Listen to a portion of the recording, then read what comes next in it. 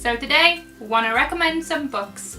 As a small book blogger with very few followers and very little money to buy books, my blog survives mainly off self-published authors or small publishers approaching me to ask me if I want to review their books. Although I do get some very questionable review requests, I also get my fair share of hidden gems, which is sometimes just as good, if not better, than the books published by the bigger publishing companies. This is really frustrating for me, as although I can discuss John Green or Rainbow Rowell until my heart's content, it is extremely difficult to find people who have read these niche books. I just want to talk about these fantastic characters and amazing worlds that these talented authors have created. So, I went on the internet and made a list of books I've enjoyed recently that have less than 100 ratings on Goodreads. Also, I apologise for when I inevitably pronounce these authors' names wrong. So my number 5 is Crowboy by Philip Cavney. This book follows a young boy named Tom Affleck who, after following a ghost on a school trip to Merriskins Close in Edinburgh, finds himself transported back in time to the year 1645, right in the middle of the Edinburgh Plague.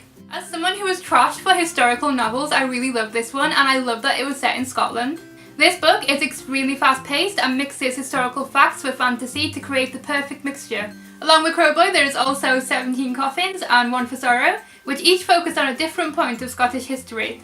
Also, there may be an appearance from a very popular historical figure. Number 4 is The Land Without Colour by Benjamin Ellison. This is a nice little fantasy middle grade book that I was sent recently that I really enjoyed. It started out with a map, so I was sold from the start.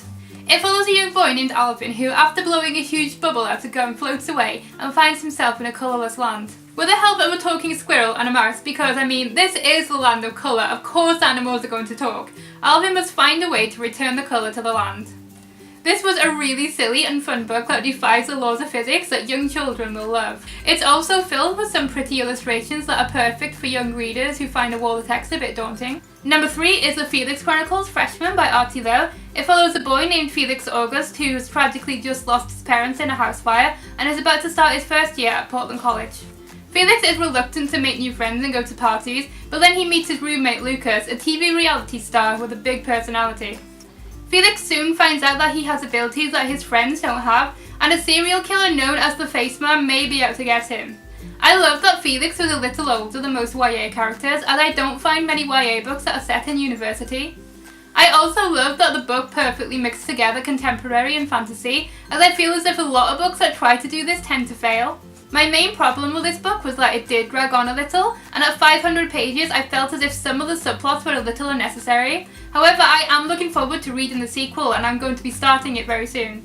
My number 2 is Don't Eat the Glowing Bananas by David Hammons. This was an extremely funny book that had a very Hitchhiker's Guide to the Galaxy vibe about it. It follows a man named Henry Rosetta whose main purposes in life are trying to find the best places to eat and trying to find out why the bombs fell. On his travels, he finds a mutant named Lewis, who was by far the funniest character and who seemed to be confused about everything. Literally everything about this book was ridiculous, and although I rarely read comedy books, I adored this one. To me, it felt a bit like a mixture between Hitchhiker's Guide and Welcome to Night Vale, so if you love either of those, then I definitely recommend this book.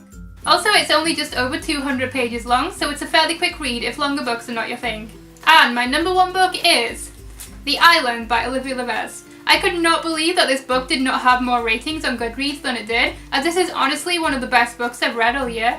It's about a girl named Fran who gets stuck on a desert island with very little supplies. From reading the blurb and looking at the cover, I was not expecting this book to be the way it was at all. This is one of the most accurate portrayals of survival I've ever seen in a book, and nothing is romanticised to make being stuck on a desert island seem like a good situation. Fran is one of the most likeable female protagonists I've ever come across. Oh, and there's a gay character whose whole storyline doesn't revolve around him being gay.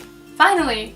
Also, I know that the cover makes it look like a cheesy desert island romance, but there was literally no romance in it at all and I was extremely happy. Honestly, please read this book, I promise you will not regret it. Please let me know if you decide to read any of these books, as I would love to discuss them with you all.